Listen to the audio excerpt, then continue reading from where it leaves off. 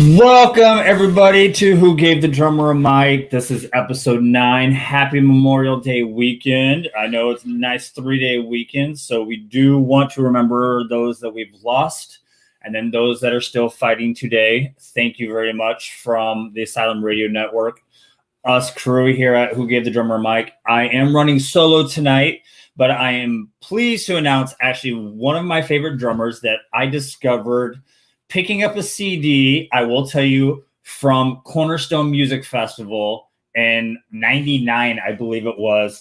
And it was a band called the Agony Scene. And I went off this name, clearly just the look of the cover. And sometimes I do that. Popped it in, listened to the whole thing. And granted, I love the whole album, but it was really awesome that you guys did shit, can't remember the cover. I had a whole spiel. It's sitting on the tip of my tongue. Painted Black. Thank you. Painted Black. But real quick though, remember I did mention for the Agony Scene is who you're talking about. I was just a live session drummer for after they got back together. Although I was a huge fan of them when they were active in the early 2000s and everything as well. So after Tormentor came out is when I did some live stuff with them. Nice. Yep. Yeah, I did some tours. Yep. But still, it's just beast mode on our intro song. Just seriously. It's a little different. Been drumming for a little over 30 years myself, so it's like definitely one of my top favorite artists. But welcome to Who Gave the Drummer a Mic, and thank you for taking time out of your day to join us. And absolutely. So usually, let's kick it right off. What kind of kit do you play? Or actually, let's start with like your inspiration, influence, how long you've been playing and stuff. And then if you want to get into what your kit is that you usually use, or kits, I don't know how many you have. I'm like a lot of drummers. I got a lot of gear. I've been playing for about 20 years now, 19, 20 years. I would say my inspirations and my influences are definitely all over the place. Obviously, like for me, I got into metal at a young age. The Iron Maidens, Megadeth, Halloween, all that stuff. Striper. Oh, absolutely. As I got a little bit older, because this was, when I was like 7, 8, 9, 10 years old. As I got a little older, I started exploring into the more heavy music, and when I really got intrigued, like more so with drums, like Cradle of Filth, Cannibal Corpse, Fear Factory, a lot of stuff like that. Oh, absolutely. I'm right there with you. Yeah. So yeah, my influences are pretty much all over the place. I'm not, luckily, as I've gotten older, my tastes in music have widened, but at the same time, I've wanted to listen to more extreme music as well. Sure. I'm a music lover. I'm a total metalhead. But I'm a music lover. So yeah. I don't put myself into a box. I consider myself a total metalhead, but at the same time, I think that title kind of carries a stigma. Right. Especially when you're in like, like Reaping Asmodeia, my main project and current project, people want to call us like a death metal band a lot of times, but I would never say we're a death metal band. So no, you guys are very technical as far as like, just in that intro song along, you can tell that the key changes a little bit. It's like, and if people actually go and listen to it, it's like it's like, granted, it was very fast paced in the beginning, but if they get further into the song, it's actually like metalcore, so it does kind of go all over the place. Yeah, no, there's we're kind of we got a whole bunch of stuff we can talk about. Yeah, like there's a lot of musical elements in Reaping Asmodeia. It's very fast, it's very heavy a lot of times. There's certainly, especially with our new record that's coming out, there's a lot more dynamic involved because, Sure. and we can talk about all that, like just the songwriting and everything. I mean, traditionally, I guess I there's millions of drummers that are way faster than I am and way more brutal, but typically I like to play fast. Right. And I think fast is a relative term. You know, it's what's fast to me is mid tempo to some people, like in technical death metal, Right. or someone might hear what I do and be like, I've never heard anything like this, but Right. that's what art is. It's all, it's a personal thing. So, um, what kind of stuff do I play? I play Mapex drums. I'm a Mapex artist. I play Los Cabos drumsticks. Amazing company. Never heard of them. They're based out of Canada, actually. Oh, There's okay. there's quite a few people that play their stuff. Cameron from Born of Osiris has played their stuff for a long time. Dave from Cattle Decapitation has played their stuff. I believe he's still a Los Cabos artist. Oh, okay. I mean they have tons and tons of artists like that are behind them and stuff. But I mean they make amazing products. Luckily at this age of the game that I'm in, I I could care less if I'm saying I'm sponsored or endorsed by a company. Sure.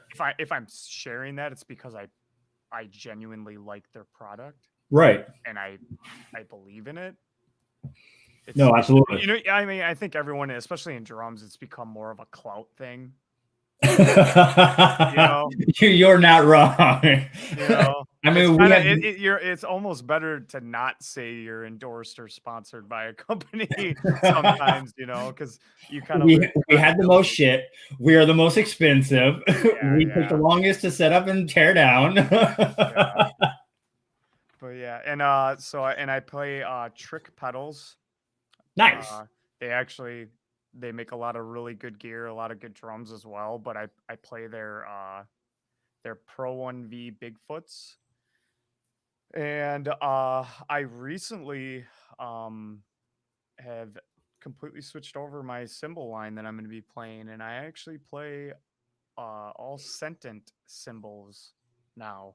I have been a Sabian player for a very long time. Sure. Sentient is a company I kind of been watching for a couple years now. They've been around for a long time, but they've just had uh, distribution in a lot of other countries now, I think, in the last handful of years.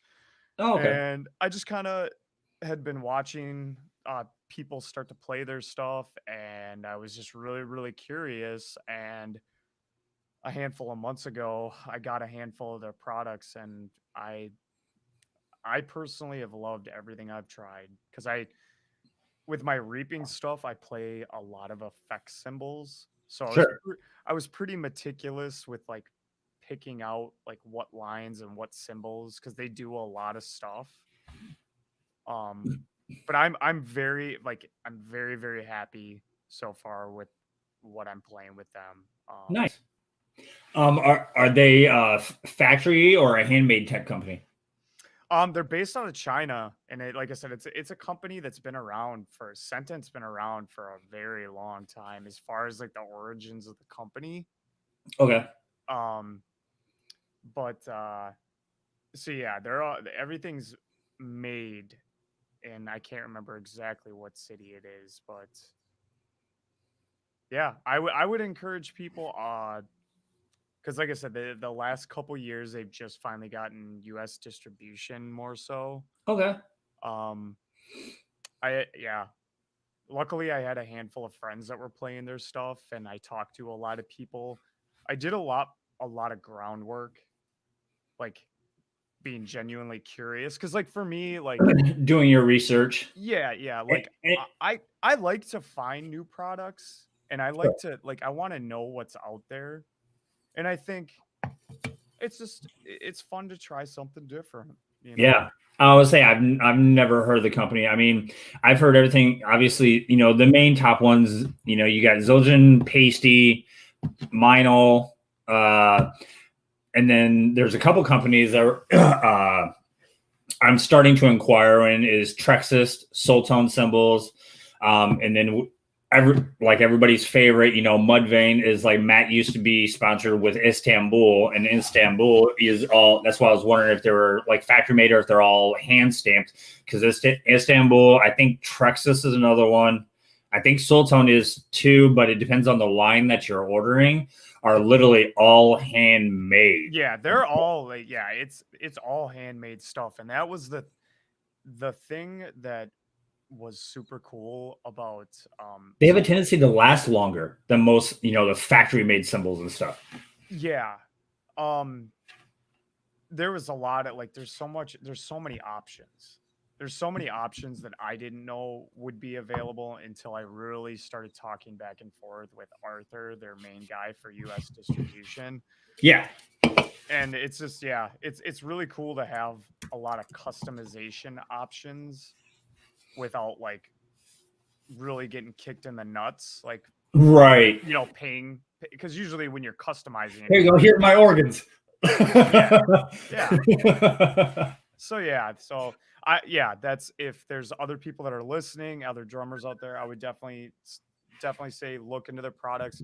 You can find me on any of the socials, Daniel Koppy. If anyone has any questions, because luckily that's between the people that I've met along the way, and just reaching out and talking to people that I knew played their product or some of their artists.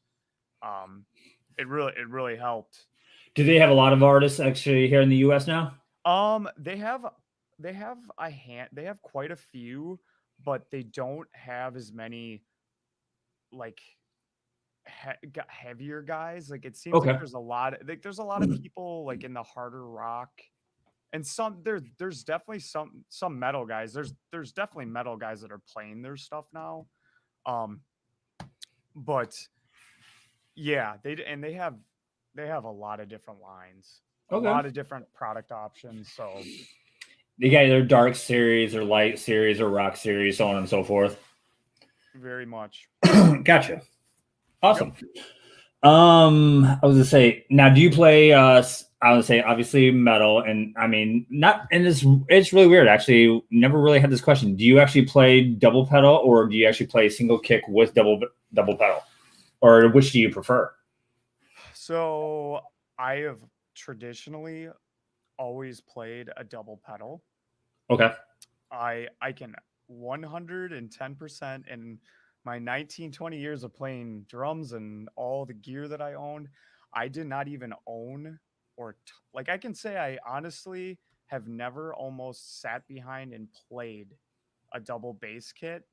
Right. Actual double bass kit until about a year and a half ago. About a year ago. Okay. Because when I got my deal through Mapex, it was like, I'm getting 2 kick drums. Why the fuck wouldn't I? I got to back up in case this one breaks. Yeah. Well, if you're a drummer, that's pretty much what you do, is just break shit. So, but yeah, so you ain't wrong. So I have pretty much always played 2 kick drums. I've always liked the sound and the feel, regardless of whether I was running triggers or not. But I guess part of it, a big part of it for me, is my main kit for Reaping is a lot of shit. So that over the years, playing in other bands, it was just playing in other bands and then playing with Reaping, it was why am I going to even think about adding, another show? It just didn't make sense. But I mean, have you played a double bass? And if you play rock or metal, you have a double pedal. So I actually had, back in 2007 or 2008, I actually had the D-Drum Dominion series. It was a double 22 by 20. It was like a dark gray with all black accents on it. It had a 10 and 12-inch high toms and then a 16-inch floor tom. And granted, we were a power pop type band, but it was just cool because obviously our name was Fickle's Lot, so there was two. So obviously, one had one name, one had the other, so on and so forth. But it was just, I had Gibraltar rack. I had about 10 cymbals and stuff like that. It was definitely not what you would see with the power pop band, but it was just, that was just me. Yeah. And that was like, if we ever had like any headline shows or if we were, playing, we had a bigger stage to play with. But my smaller kit at the time, if we were playing with other bands, just make it quick, easy. I actually had a Gretsch Catalina Club Series. It was a 26-inch kick, 13-inch high tom, and an 18-inch floor tom. And the snare was a 14 by 8. So yeah, that one had a lot of kick, had a lot of snare. Mm-hmm. So yeah, we changed it up. I mean, we were kind of in the time area, like we played the Congress Theater in Chicago. We played the House of Blues. We did a couple of our own tours. We actually did one where we were actually the official band one year for the Relay for Life. So we actually did all the Relay for Life events within the Quad-State area. And at the time I was living in Illinois. So we did Relay for Life in Illinois, Indiana. I think there was one in Iowa and then one in Wisconsin, but there was like 18 or 19 total that they actually had us come out. We did kind of a 2 to 3 hour set because we knew a bunch of covers. We also kind of had a side project called the Vegas Academy. So we did our originals, but we also did a bunch of covers in there and a lot of people enjoyed it. So that's cool. Yeah. But yeah, I mean, there's a lot of, there's pros and cons to one or two bass drums. I mean, the feel is tremendously different. The one thing that I noticed, like I've always been a single stroke player with my feet. Right. I never ever thought I would understand the mechanics of heel toe or double strokes, like a heel toe manner. I'm not that kind of player, but I finally told myself I was going to commit to it last year. and I, the one thing after finally feeling out that technique, I can definitely see why there's so many heel toe players that are running 2 kick drums. Right. Because it's just so much easier on 2 bass drums. Not only that, is making sure that they're both the same tune. Because a lot of people won't realize especially with the back heads. The front heads, can vary just a little bit or whatnot, but the back head is, if you don't actually have that action that comes off of them the same time, that can actually reflect a lot of the double bass action as well. Yeah, there's just a lot of logistics involved when you run. And I mean, obviously that was a big thing when metal got more and more popular. And I think in a live setting, it's more of a pain in the ass because you have to be conscious of your tuning. Now, it's way more common for people to be running triggers than, in metal, it's like a standard. Triggers or a mic blend, because it's just, if you're playing fast music, you have to have it. So yeah, there's pros and cons. I mean, obviously tuning one surface area as opposed to tuning 2 that might not have the same wear on the heads and everything. Like, it's going to sound slightly different. And just for our viewers, sometimes actually a lot of those double kit drum settings, if you're actually watching a band play, some of them aren't actually even playing that second kick. They're actually still using a double pedal, but they're actually only hitting one kick drum that's behind there. So there's a little trickery behind it. Sometimes it's just for show. Yeah.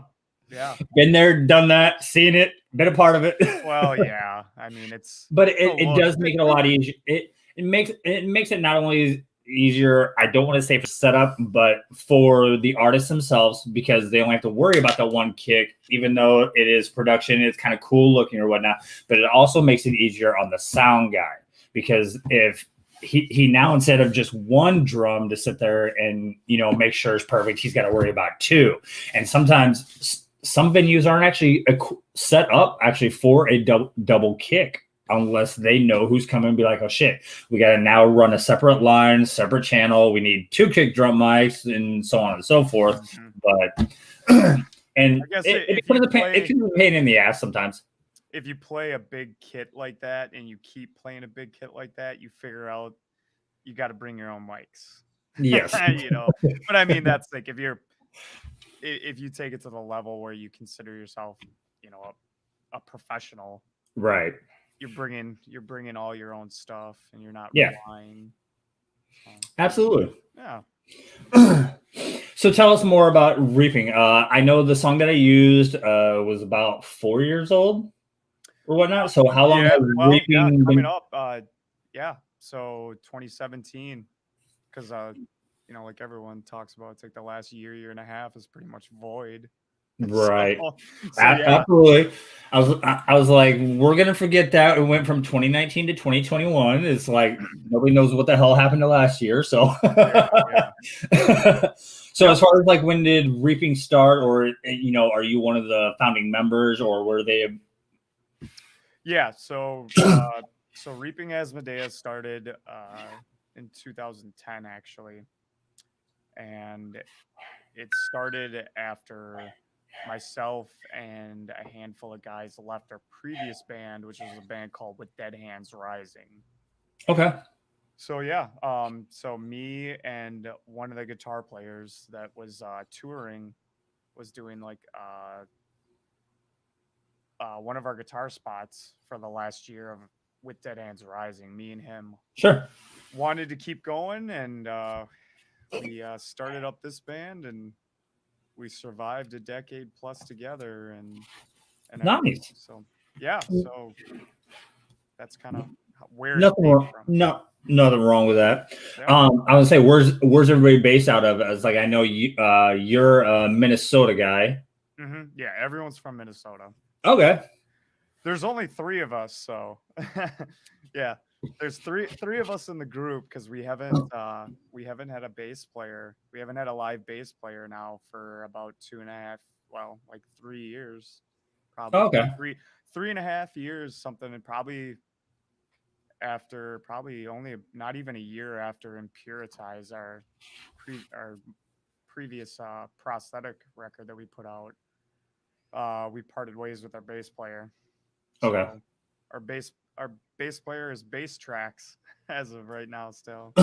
It happens. I mean, so what do you guys have coming up as far as 2021? I know previously you said that you guys have a new album coming out. Any tour shows, if you can leak them or whatnot, or talk about it? Well, so we coincidentally finished up our record actually last April. Okay. So when everything kind of went completely sideways, so for a band like us, we put this album that we're putting out, we put more effort in than any other piece of music this band has done. Sure. I guess it's kind of those cliche things where it's like, this is our strongest material. Right. I don't think it's, when I say like this album is very different, and it has a lot more of a different meaning for us. It's just because, and our strongest material is because we really took a different approach to our writing process. Sure. And we didn't want to just like put it out hoping that things were going to change in a couple months last year. Because I mean, everyone was pretty much, this a month, 2 months. Yeah, they were riding the edge. They were riding the edge to see what happens, and yep. Well, I mean, we were all led on, but it was like, this ain't gonna last long and stuff. But I mean, here we go. I mean, we got live shows coming back. We got concerts. I'm actually right now in the middle of recovery over the weekend because we had 2 shows back to back with Tantric this weekend in North Carolina. So Awesome. I went balls to the wall. It was good seeing, it's a lot of the states are lifting the mandates of social distancing and they're taking away the seats and the tables out of the venues. So it's definitely good to see people at the front of the stage standing next to each other. No mask, just hanging out, having a good time, and just being able to get down with the live show. So it was like, it's like when you're seeing that after being off a year and a half, you're like, you just have to go 1,000%, even though that some players usually go 1,000% every time that they play a show, but it's like now what with the year and a half off, it's like there's like a little bit more oomph behind you. There's just a different dynamic, I think, now that, and I think that's going to be how it is as things are opening up and that's allowed to happen because state to state it's obviously different. But yeah, it's so we kind of had to put the brakes on everything, and it was unfortunate because it takes us a long time for us to write our music, and we were already at that point where we were ready and needing to put a record out, we felt. Sure. But shit happens, Everything with the record is in place. The record is coming out this year.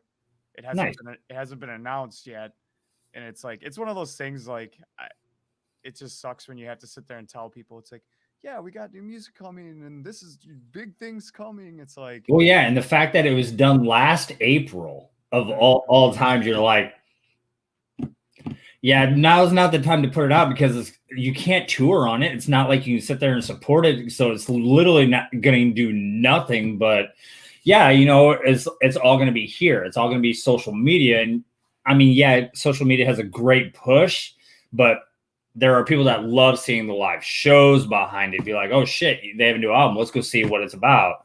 There are those type of aspirations also. Yeah, and I think especially for a band like us that's kind of like into that, the more extreme genres of metal, right? For us, we kind of pride ourselves on our live performance because it really is. I think it's one of those things for me. I always just how it is talking about your own band and your own drumming or whatever it is. It's always so weird when it's like, because obviously for me, I know that the energy that the 3 of us that have been together so long in Reaping, we're very close knit. Sure, we're 3 individuals that put way more into our live performance than we kind of should sometimes. And that's I say that from a perspective because when you play metal, especially any technically inclined metal, you scrutinize every note. Yes. Every note, and you're hoping your sound is through the front of house is sharp and articulate. So it's really hard. Where we I'm a live drummer.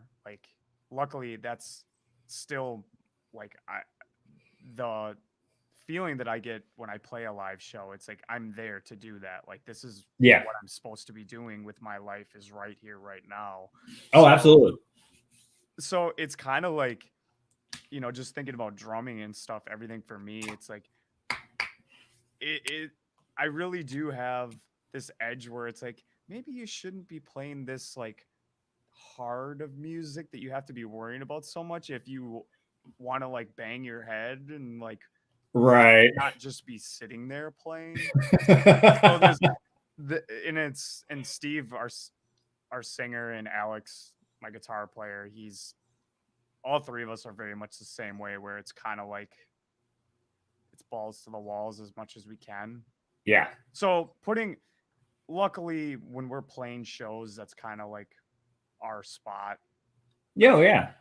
No, absolutely. I feel you. Yeah. I mean, sometimes there's those, I mean, I don't know if I've been following, music practically all my life. I started working in the actual industry in like 2004.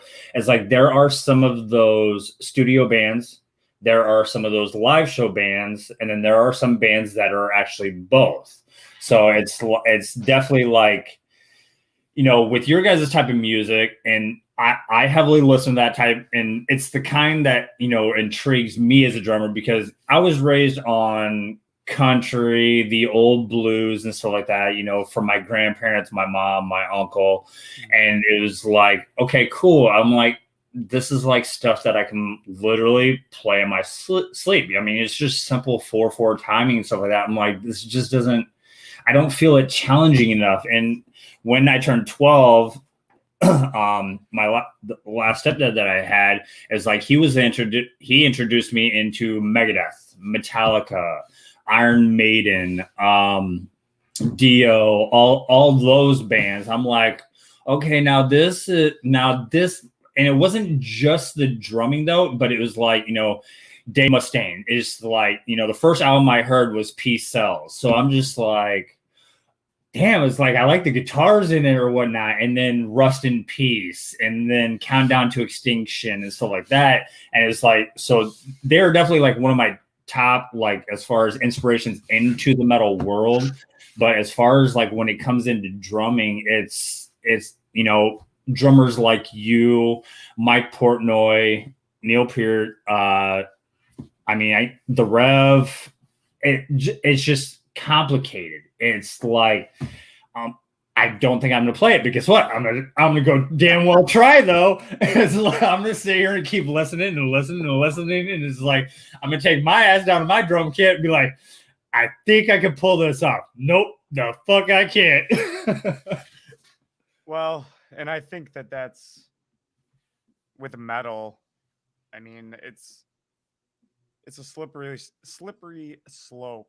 Because I think that's that's always a phrase so hard to say.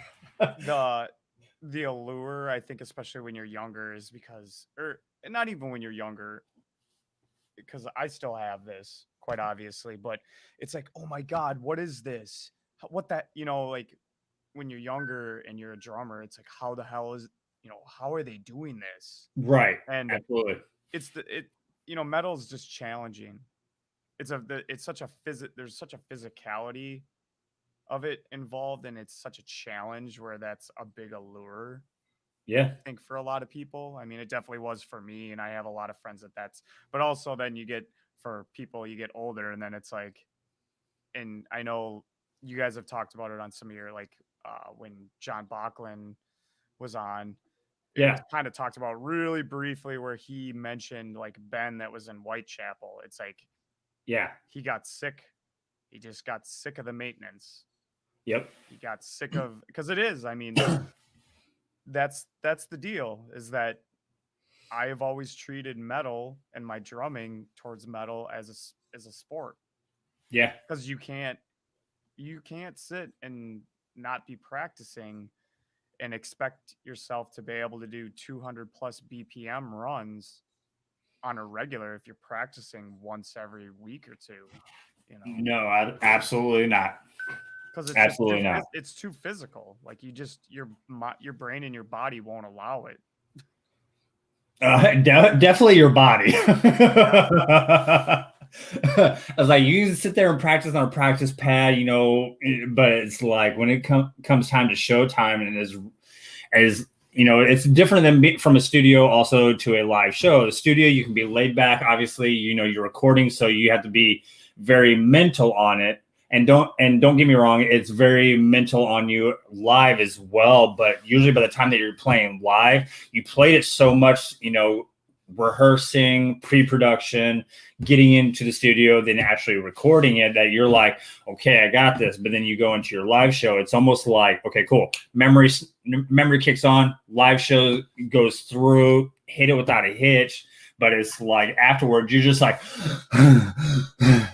damn, I don't think I've played that hard in a while. Yeah. Well, and that's the thing, is you hope, I mean, you hope that that's the scenario as much as it can be, is that you're just kind of autopilot, because I mean, Yeah. you don't want to be playing a gig and literally be worrying about every song you're playing, like every part in every song. It's like you're gonna have that for some things, a lot of things sometimes, but you got to have those moments where it's just there and you can just, at least for me, I can just bang my head. Right. Just And I will hit say something it's a little more aggressively or something. yeah. Yeah. And I will say, like I said, is of Talons and like I've actually watched a lot of your YouTube videos. I like I said, I love watching drummers, learning from drummers, and you actually have a go check him out on YouTube, Daniel Koppy. He actually does a lot of cover videos, drumming also, so you can definitely see his kit and his thing behind the kit. I mean, definitely, you bring it. I was gonna say you bring it. Thank you, man. Thank you very much. I don't like. It's like I said. It's just like performing. It's just a part of who I am. It's Yeah. I'm lucky that, and I there's plenty of people that can relate, and it's been an interesting year and a half because there's never been any chunk of time like this. Like I've never taken a year to a year and a half off of playing shows. I've No, I've absolutely. never taken even writing and everything. I've never taken 4, 5, 6 months. Couple months to finish up writing for a record or something, and then Right. record and whatever. But it's just, and that's the thing, is that that's part of my keeps me balanced. It's part of my release. Yeah. It's and that's why I love playing other kinds of music, and I've gotten more into getting into a realm where I'm learning more stuff, way more stuff outside of metal. Okay. But I just don't think that I know that I'll be that like 65-year-old man still trying to play something probably a little bit out of my wheelhouse. And I guess who knows, because look at Danny Carey, and Yeah. he's 60 years old. Yep. I mean, he's not playing like crazy blast beats and tons of double bass, but it's like there's a lot of physicality in his playing. So And Tool songs in general. I mean, maybe I'll just drop dead before then. I don't know. I just don't like. I want, like, for me as a musician and an artist, I really want to get involved with more genres and more session work and stuff like that. But Sure. I know that for me personally, I'll never get the same thing out of other styles that I get from metal Right. in a live setting. Right. A question though, I totally forgot to spit out. Now with the album, like you said, being done in April of last year, did you guys go back and revisit it and kind of like fine tune some things or try and maybe pick apart or whatnot? No, we spent so much time, like a condensed amount of time, but I started working on the next thing. That's the thing, is that it's yeah, we didn't that's really hard, because it's like, oh, we could have done this or we should have done that, and it's like, Right. it was, we wanted to just say that this is what it was at that time, this is who we were at that time period, and we honestly, we just felt for the material and how differently we approached everything, I guess. And Yeah. people probably understand that more when they're able to hear the album, that Yeah. we thought it was as good as we could have been at that time period. We gave it absolutely everything that we could have. Sure. So I know for myself, I was very fulfilled with how the record came out. Sure. So you'd like to think that that'll transcend into the listener's experience. So then with the album being done in April, what would you guys do as far as from May on till now. Have you guys played actually any shows live yet at all? Nope. Not a single one. Just kept getting together and rehearsing and going over them. Yeah. Like, luckily, I mean, I've stayed busy. I've stayed, we've been very, very productive. It's just a holding pattern. Right. It's like, oh, next month, and in a couple 2 months it'll pick back up. Okay, maybe in 3, and it's like you just kind of waiting. So yeah, no, it hasn't been like for us. I mean, we've been mindful, like any decent human being has been. There was chunks of time where we didn't see each other, right? But, especially last year and stuff when it was a little more hairy. I was doing my part. Right. There was a lot of people that I didn't see. There's a lot of people that I still haven't seen, but at the same time, I was still seeing friends, my bandmates throughout it. Sure. But we just aren't complete jackasses about how. So then, during that time, how many songs have you guys started writing for the next record? Well, so we have a lot of material. Okay. And there's gonna be more stuff that's gonna be coming out not terribly long after the record actually drops too. So basically we have a lot of material. 2022 is already set for you. In a sense. We're gonna probably be recording definitely by the end of the year we're gonna be recording something as well. So now you guys are on prosthetic. Who do you guys use for an engineer? Who do you guys go through? We luckily do all of the engineering process in-house. So we have my singer Steve. He is a very knowledgeable, amazing engineer. He does and Alex is really, really versed with what he does too. And I'm getting into it more myself. But luckily for us, the big thing is Steve is a very, very good engineer for drums. Awesome. So every single one of our albums we've engineered and tracked and then produced. And then we've had Zach Oren mix and master everything that we've done. And he did this record too. And Zach Oren's just amazing.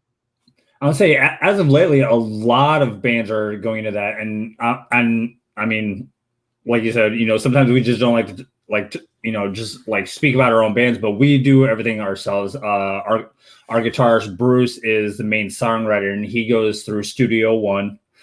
So basically, he writes everything. He'll even write the drum parts, of course, but then, he sends it to me to fine tune and be like, okay, it's like, this is what I had the idea for. So I'll basically put on what he has like brought up, and then, I'll play along with it on how I would actually play it. And he's in there with me, listening and be like, okay, here's the kick pattern. Okay, this is where he hits cymbals. This is maybe where he hits a crash. This is maybe where he does a fill. And then we fill in the slots there. We use Superior Drummer for our drum tracks. But then, we go into it, and that's how we pretty much write our stuff. And then right now, our next single is going through Flagship Studios, Lamb of God's studio. They do a lot of their pre-recording, mixing, and stuff as well. It's located here in Virginia. Oh wow! Yeah, it's good to have. Like, there's so many capabilities of bands now with recording. So we personally have like good setups. Like, I have a good setup at my house here. Sure. But we also have a studio too. So we actually have a really good facility, and we could talk about it. I don't know. There's a lot of people that caught it. So we started posting. Reaping started posting about a song or something that we're putting out about a week ago. So a lot of people thought there was about half the people thought it was new material. And some people caught what it was because we put up this artwork, this like weird artwork. Sure. So, I mean, and I'm not terribly worried about it because it's coming out in a week. But we did a cover, so Oh, nice. yeah. So in like this cover, like we did all the production, like even the drum production we did in our studio. Okay. Like a lot of my cover videos are shot. That's actually our facility. So Okay. I think, especially even after this last record, we really learned that even with drum production, sometimes less is more. Like it doesn't. Are you sure? Well, in a sense, sometimes it's not gonna like. Sometimes like certain mics are not gonna make a huge difference. Right. Obviously, like it's gonna make. There's certain things like different pre's, different mics. Oh, There's a absolutely. difference to a degree, but like, for fast metal, you probably don't need usually a huge expensive room. Right. Maybe. No, not at all. And we've done that because like the thing is like Impuritize was done like at a really amazing facility, like the drum production. Because that's the thing is the drum production we've always done elsewhere. Okay. Like we've always rented out a different facility to do the drum tracking, Sure. vocals, guitars, bass, orchestrations. That's all been done at our own facility or our houses. So and like Impuritize, like and even our first record that was put out ourselves before we were on Prosthetic, like I recorded at a like huge studio, huge live room. Then like this last record, we, obviously part of it was like, okay, we got to like tighten up our budget with Right. like we can't really we didn't want to eat up half of our recording budget again on recording drums, because that's right. So it was good because we were lucky to rent out another really awesome engineer in Minnesota, our buddy Will's recording studio. He really helped us out, and we were able to like have more time. Sure. Because I said like for Impuritize, I basically had like 2.5 days to record that record, and that was a nightmare. How many tracks? Well, there's 8 songs I believe on that record. Okay. But I mean, there's just a certain for technical metal. There's just certain things you don't do, and you don't expect that you shouldn't be doing 4 or 5 songs in a day. It's just no. I mean, even our like that's the thing is even our label was like, wait, what? Like you're only gonna have 2 or 3 days to track drums? It's just yeah, we could do it, and it's like it got done, but it was really nerve-wracking. I was gonna say, I guarantee you were probably in the studio for about 12 hours or more. Yeah, it wasn't fun. I mean, part of it was fun, and then computer the playing part, but then me just sitting around with my thumb up my butt right now, listening to the engineer play around with the whole damn thing. Well, so I had I had 3 days of actual tracking time because we had like a half day to set up. So I was like, yeah, 8 songs in 3 days, sure. Well, the second day of tracking, there was clocking issues, and there was like the click tracks and everything, like there was latency and there was something wrong that they couldn't figure out, so we actually had to have an assistant come in, and there's a bunch of troubleshooting. Oh, no kidding. So yeah, so we lost like 2/3 of a day. I mean, it worked out because I ended up getting everything done. Sure. But and I mean, because that's the thing is anything that can happen will happen. I mean, what do you think happened when we had 6-7 days to track drums? Right. The same thing. Yeah, we got 6-7 days like allotted. This will be perfect. I'll get it done because I was like the record that's coming out this year, I felt like I was way more prepared. And Sure. it's like, yeah, 3 days, maybe 4, to like embellish, like actually take some time and do some like different fills, maybe that, it's stuff like you usually Right. don't get to do in technical metal. But we had computer problems one day, and that knocked out one whole day. I have a persisting leg injury that made things that was bothering me around the time that made it unfortunately more difficult to record than I anticipated. Yeah. So it ended up taking a little bit longer than we hoped, but it got done. Man. But and that's the thing. It's a good thing we had those extra days Right.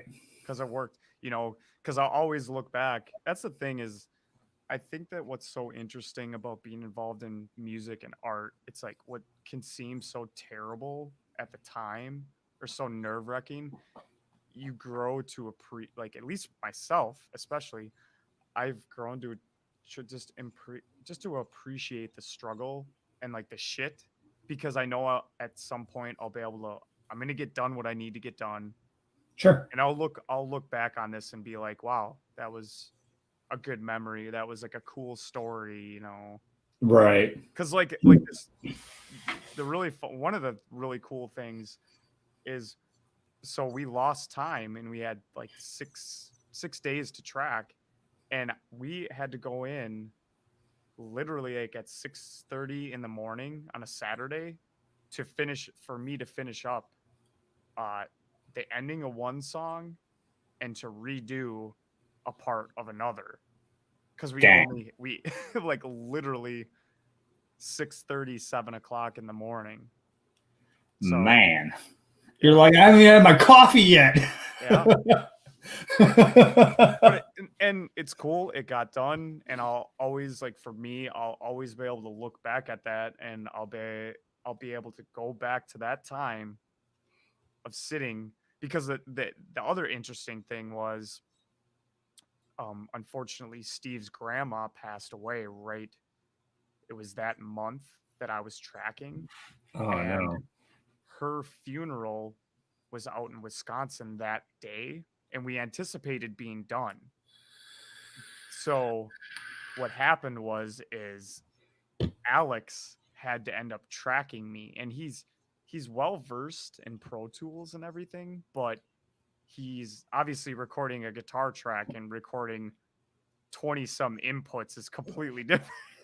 As well as bass and Yeah. So Alex actually had to engineer those last couple things, and he right. killed it. He was like really worried he was going to screw something up for me, but so yeah. Right. So Well, especially when you do it in one studio, I mean, you can get it as close as possible as far as the settings and everything that they had, but hopefully they were enough to be like, yeah, here you go. Send it to them how they had everything all set up, and then he just went off the same settings that they end up having you guys all yeah, programmed in. it was just him, just being, cautious. Yeah. He's like, holy crap, I don't All want in your head, dude. You'll be okay. You got this. yeah, because it wasn't a whole record he had to engineer. Right. And we luckily didn't have any problems that morning, so. Well, I won't keep you too much longer. As like, thank you for joining me today. If there are any social medias or any websites you want to go ahead and plug, go ahead and plug away where people can find you, Reaping Asmodeia, all your stuff. Any of the music platforms, Facebook, Instagram, Reaping Asmodeia. My full name is Daniel John Koppy on Facebook. On Instagram is Daniel Koppy _RA. Yeah. Yeah, I would say after we get done here, I will make another post so people can, watch the live event. I will make sure I can grab all your social medias and make them tagged and stuff so people can just click, click, click, click, get that finger button working. Obviously, with that extra day off tomorrow, some people can, research who you are, get into your band. I know I have a lot of metalhead friends, so I know some people will be very intrigued. Maybe they know who you are, maybe they don't. Maybe get them to turn on. I do know a buddy of mine, Zachary Gray. He was the first one that commented up there. One of his first bands that he teched for was actually Rings of Saturn. Oh, nice. So when you mentioned Born of Osiris, I was like, oh, he's going to know exactly who you're talking about. Because I think one of the first tours that he did was actually a Rings of Saturn Born of Osiris tour. I don't know what year he said that he started, but that's pretty sweet. Yeah. So I know he's definitely interested. I mean, he's more a tech guy, and I believe he plays guitar, but yeah, he usually pops in. I know he knows those guys very well, so they'll probably be like, hey, guess what? Daniel's on the show over here. But thank you guys. Happy Memorial Day week. Thank you for joining me today, Daniel. We'll definitely be in touch. We'll have you on again, not on a holiday where you actually can, mingle with our other co-hosts. But obviously, it's Grill Out Day. Everybody's grilling out today. Everybody's celebrating. So, but thank you. Enjoy the rest of your evening. And then we'll see you next week over here at the Silent Radio Network for Who Gave the Drummer a Mic. Thanks, guys.